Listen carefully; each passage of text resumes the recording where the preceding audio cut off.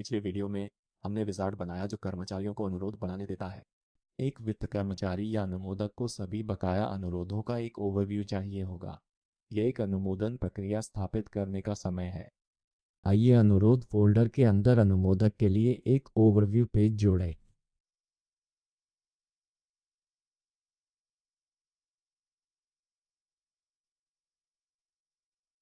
हम अनुरोधों को स्थिति ने स्वीकृत और अस्वीकृत के अनुसार समूहित कर सकते हैं।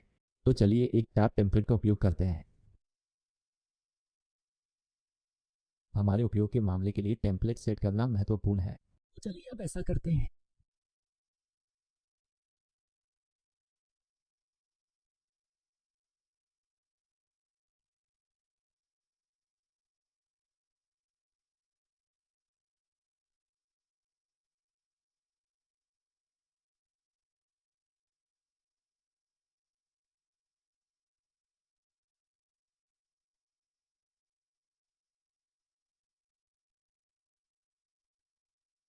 चूंकि हम प्रत्येक टैब के अंतर्गत अनुरोध डेटा दिखाएंगे, आइए डेटा ग्रिड विजेट्स का उपयोग करें।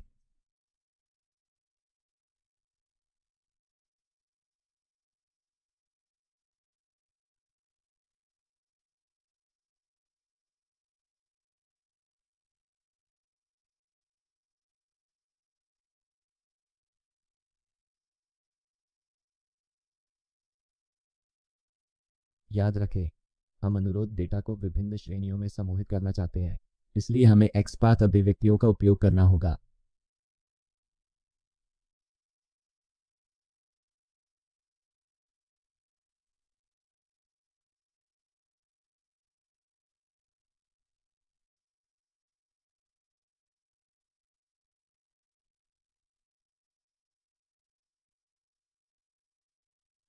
हम सबसे नए अनुरोधों को सबसे ऊपर प्रदर्शित करेंगे। तो चलिए अनुरोधों के क्रम को निर्माण तिथि के अनुसार अवरोही क्रम में छांटते हैं।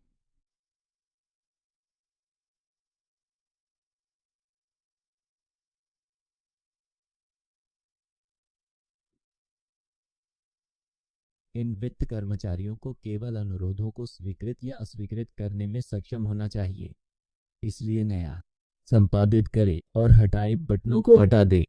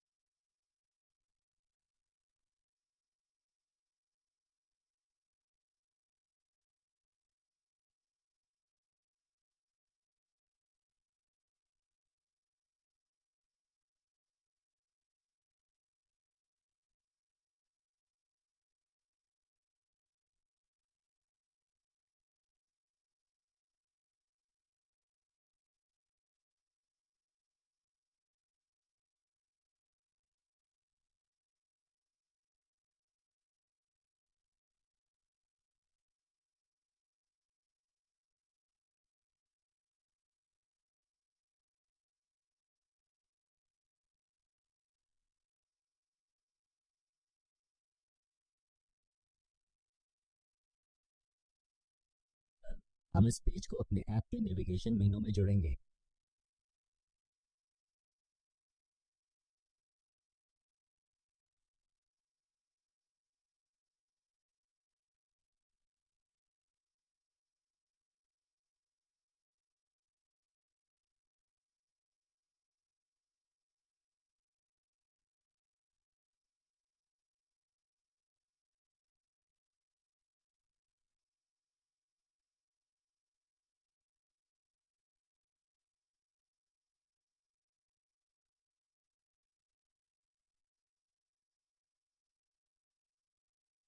नेविगेशन मेनू में एक पेज जोड़ने के बाद अनुमोदकों को हमारे नए ओवरव्यू पेज तक पहुंच प्रदान करना महत्वपूर्ण है।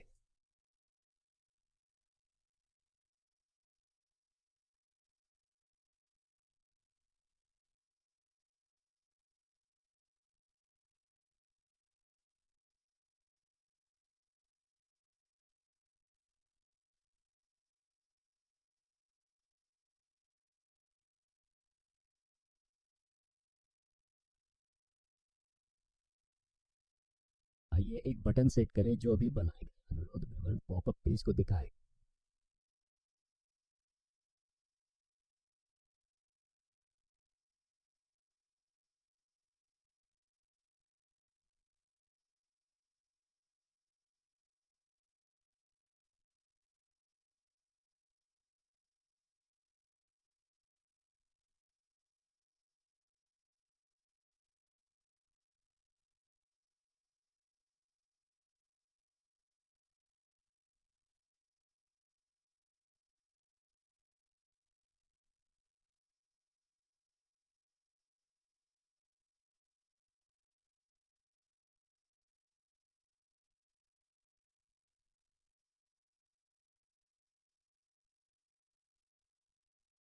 हमारे पॉपअप पेज में पेज की सबसे बाहरी परत के रूप में एक डिफ़ॉल्ट लेआउट ग्रिड है।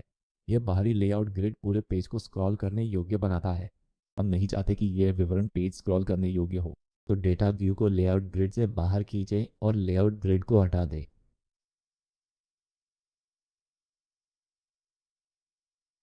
हम ऐसा इसलिए करते हैं क्योंकि हम चाहते हैं कि उपयोगकर्ता अनुरोध विवरण पॉपअप के नीचे के बटनों को तुरंत देखें।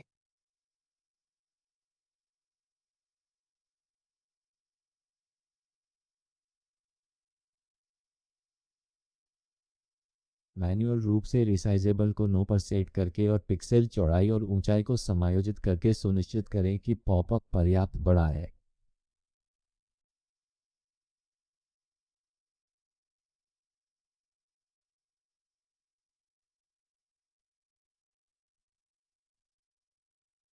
हमें स्टेटस विजेट की आवश्यकता नहीं है, इसलिए आगे बढ़ें और इसे अभी हटा दें। यह भी सुनिश्चित करें कि वित्त कर्मचारी अनुरोध विवरण संपादित नहीं कर सकते हैं। हम चाहते हैं कि अनुरोध से संबंधित सभी खर्च सूचीबद्ध हो, इसलिए हमें पेज के डेटा व्यू के अंदर एक डेटा ग्रिड की आवश्यकता है।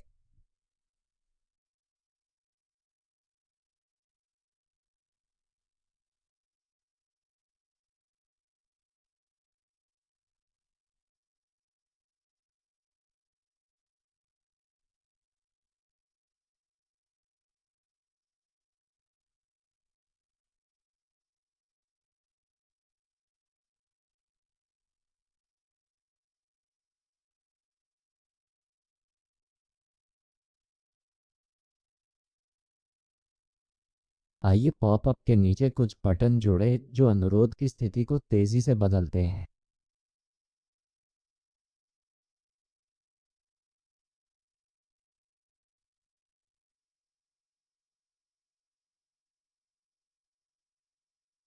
इसे करने के लिए हमें कस्टम लॉजिक बनाना होगा।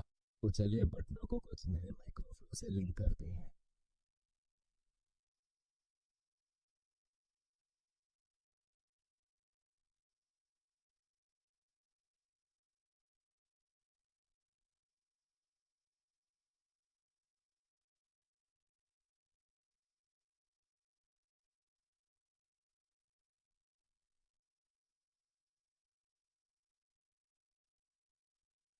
हम स्वीकृत करें और अस्वीकृत करें दोनों बटनों के लिए समान चरणों का पालन करेंगे।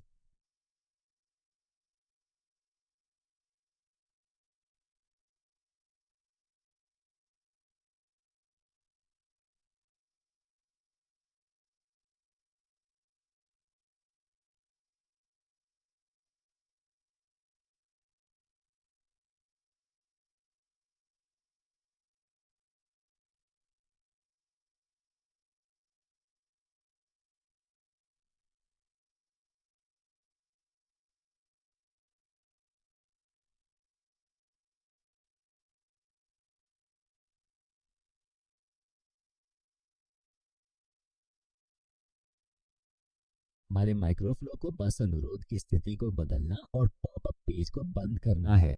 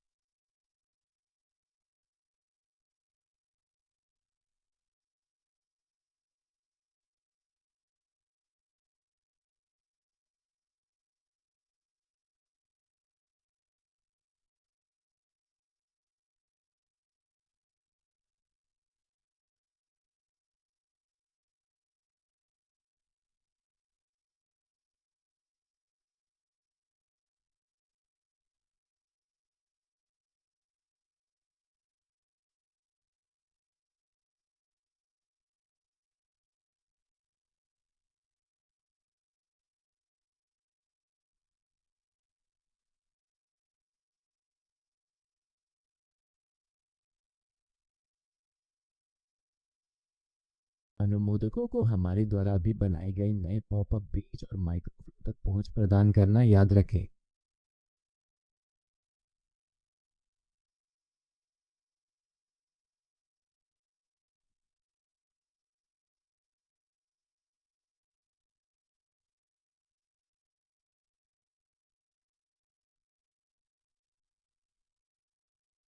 एक्सपात अभिव्यक्तियों में से एक में कोई समस्या है।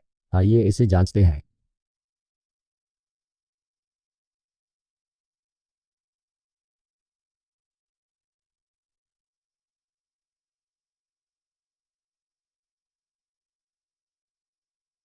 जब संदेह हो तो कंट्रोल प्लस स्पेस का उपयोग करें।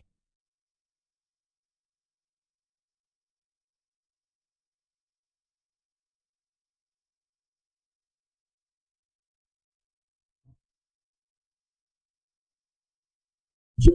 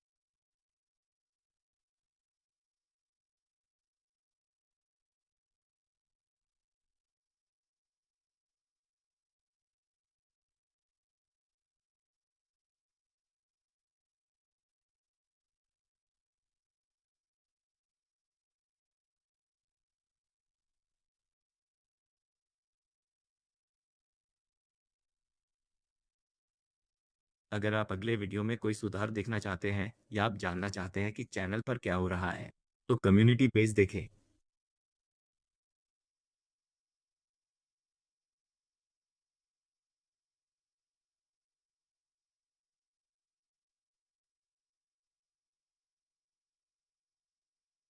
डिफ़ॉल्ट एडमिन उपयोगकर्ता नाम से लॉग इन करें और पासवर्ड के रूप में एक टाइप करें।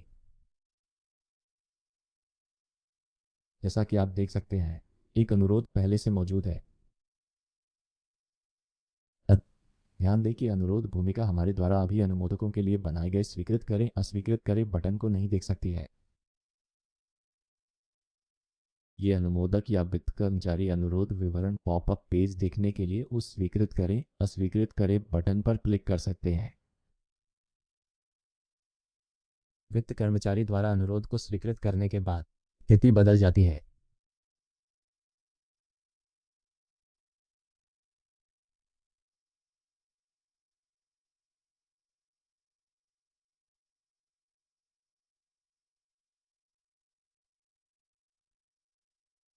ये हमारे अपने कुछ अनुरोध जोड़ें।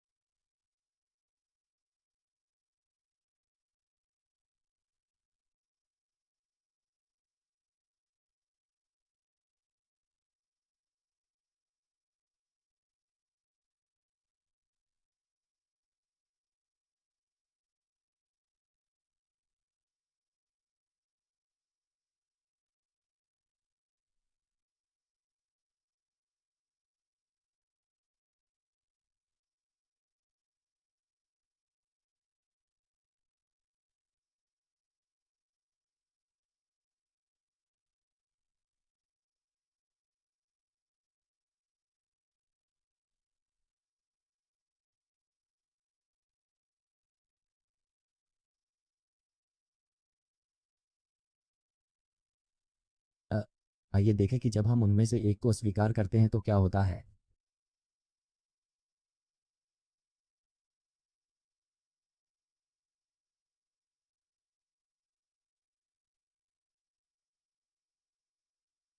ऐप रिफ्रेश होने पर उपयोगकर्ता हमारे होम पेज के ऊपरी दाएं कोने में स्वीकृत व्यय देख पाएंगे। ध्यान दें कि स्वीकृत राशि अब प्रस्तुत राशि से अलग दिखती है। वित्त कर्मचारियों के लिए बनाया गया हमारा विशेष पृष्ठ देखना याद रखें। अब भी कर्मचारी अनुरोधों को 3 अलग-अलग समूहों के आधार पर फ़िल्टर कर सकते हैं। इसी के साथ हमारे ऐप की अनुमोदन प्रक्रिया पूरी होती है।